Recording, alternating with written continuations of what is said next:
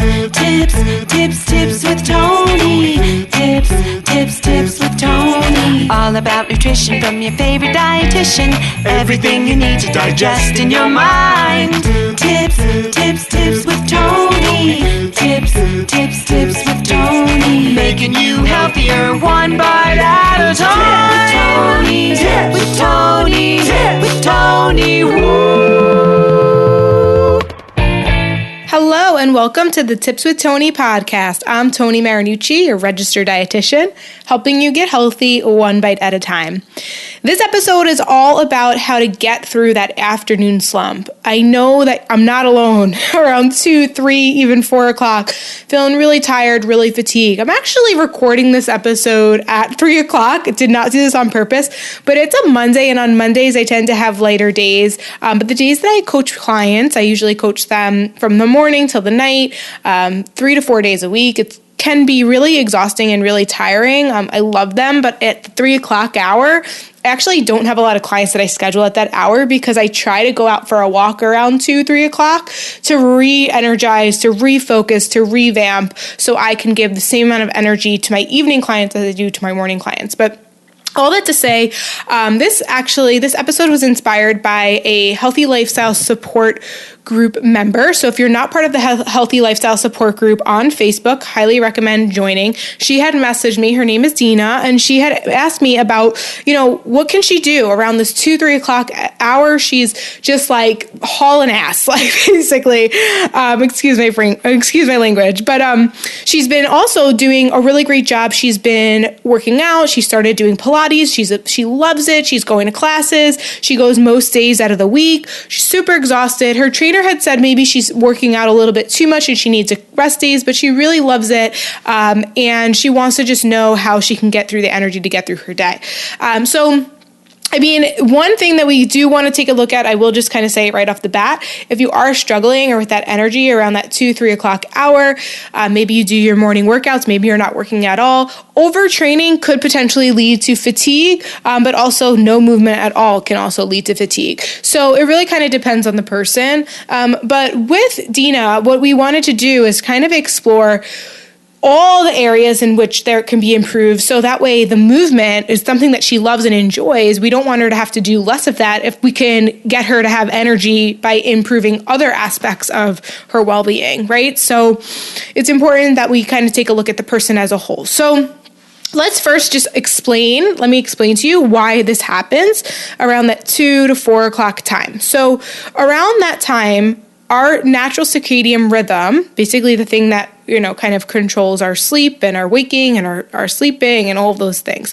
Our body temperature actually drops at that hour. That's very normal. And basically what happens is melatonin is released. And melatonin is just a natural hormone that makes us sleepy. It's why people who have trouble sleeping at night will often be prescribed taking some melatonin to help them fall asleep. So that's why we tend to get a little bit more sleepy. Now, the other reason could be just being in a dark room, sitting a lot. Maybe you're dehydrated, you're not drinking enough water. So those are all things that you could also take a look at. So if you're feeling really tired and it's around 2, 3 o'clock, what most people do, what do we think most people do? Most people go for a cup of coffee or an iced tea or something with sugar. They want that energy boost. And the issue with that is because we know what goes up must come down, right? So if you're going for something with sugar or a lot of like refined carbohydrates, right? We know that can fit in a healthy, balanced diet. But if you're doing it for the sole purpose of giving you that energy, you have to understand that a little bit after that, you're going to crash right back down. Okay. Now with the caffeine, you might not crash until it's too late at night, which is why having coffee too late in the afternoon can also be affecting your sleep, the basic question I asked Dina straight off the bat is like, how many hours of sleep are you getting a night, right? So of course you're going to be tired around 2, 3 o'clock if you're not getting the 7 to 9 hours that's recommended on average, right? So the reason why drinking caffeine after 2 or 3 o'clock is so detrimental to our sleep patterns is because it makes us appear like we're awake. We get that second wind. We have all this energy and then we can't fall asleep. And even when we do fall asleep, it becomes more challenging to get into REM. And so the rule of thumb that I usually tell people who struggle with sleeping is to limit caffeine consumption 8 hours before bedtime. So I typically go to bed around 10, 11. I'm trying to get to bed a little bit sooner. I'm trying to get to bed around 10. So then my last cup of coffee has to be before 2 o'clock. But to be honest, I've noticed that even after like 12, it really does impact my sleep. So I want to start feeling tired around 9 o'clock so I can be in sleep by 10. So I personally limit my caffeine consumption before noon unless I'm really hauling. I'm like really hauling. And I know that like I have a really crazy amount of schedule on my plate that I really need to get through. But really what I'll do is I'll go through all these other areas first, and like the coffee, caffeine is second. And I love coffee. I really do. I'm just starting to, I've known this for a while, but I'm really learning and paying attention that it really doesn't serve me in the afternoon. It only just masks things. And then eventually I like crash by the end of the week because I've just been like on like this fake energy all week long. All right. So let's back up a bit. If you are feeling tired around 2, 3 o'clock, what I want you to do is make sure you're drinking enough water. Okay, make sure you're drinking enough water. Ask yourself, did I have at least 2 meals today and a snack, right? So depending on what time you woke up, like you could be tired because maybe you just don't have enough calories or enough energy, right? And look at your meals, and we want them to be balanced, and try to incorporate more complex carbohydrates rather than simple carbohydrates. So those simple carbohydrates, the refined carbohydrates, they might give you that energy boost at first, but you might crash after. So choose complex carbohydrates. So things like put a sweet potato, cut it up, put it in your salad, or use brown rice instead of white rice, or use whole grain bread instead of white bread. You know, the very basic things that we teach. But also I would just challenge you to make sure that your meal is nice and balanced. So it's not just carbohydrates. So maybe have, some sort of protein present and some healthy fat present. If you want, fruit is a great source of carbohydrate that it has some parts of it are simple, but the fiber from the skin make it more complex. So that could be a great thing to have if you're looking for some energy. So hydration, proper fueling, make sure you have a balanced meal, and maybe around that 2, 3 o'clock hour, you do have a snack. And instead of just having some like candy or chocolate because you're looking for that energy boost, or even chocolate has a little bit of caffeine, maybe pair that candy or pair that chocolate, with something like almonds, for example, or put some cocoa powder in a smoothie, or maybe have what is another good example? Like fruit with cottage cheese, if you like cottage cheese. So like try to pair that carbohydrate that you're looking for, that energy, with something that's more balanced, with like a protein or a fat. So that way you don't just want more sugar and more sugar and more sugar. What I didn't mention in the beginning, and this isn't something that Dina struggles with, but what a lot of people who come to me, come before they start working with me, what they tend to struggle with is the emotional eating, the binging can either happens in the evening when the kids are sleeping, or after a very long day, or it happens around this time. They're tired. They're not really quite sure what to do. So what do? They go into the cabinet and they're just like, what the heck? How did I get here? So that's one thing that we work on. And often I teach that our energy is our best asset. And I've been commenting more and talking about this more on social media, but I probably will do a podcast episode about it if I haven't yet. Your energy really is your best asset. So we want to make sure that we're not, booking our schedule crazy during the day so that we're like literally not helpful in the afternoon.